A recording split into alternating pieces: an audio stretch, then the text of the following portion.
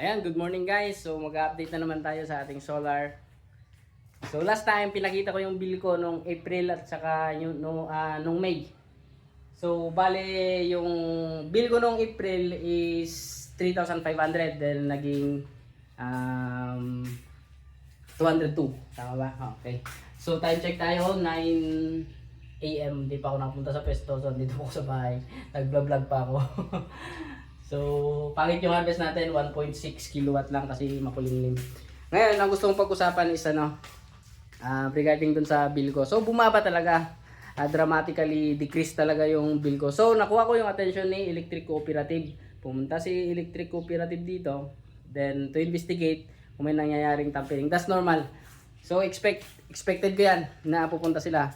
Unfortunately, hindi kami nag-abot ng Electric Cooperative dito. So, yung nakausap ko lang is yung kapitbahay. Nagsabi sila sa akin na na pumunta daw yung natin, yung Electric Cooperative natin para magtanong bakit ganoon kababa yung yung bill natin. So normal lang yon kasi baka may nangyayaring tampering nga sa natin. So ang ginawa nila, linagyan na nila ng silyo yung yung tawag yan, kontador.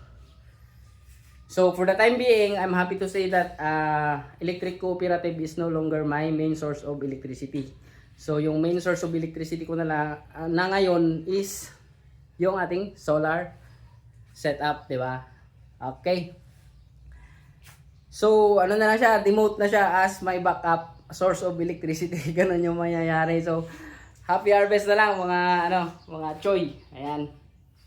Solar ng malakas. Alright?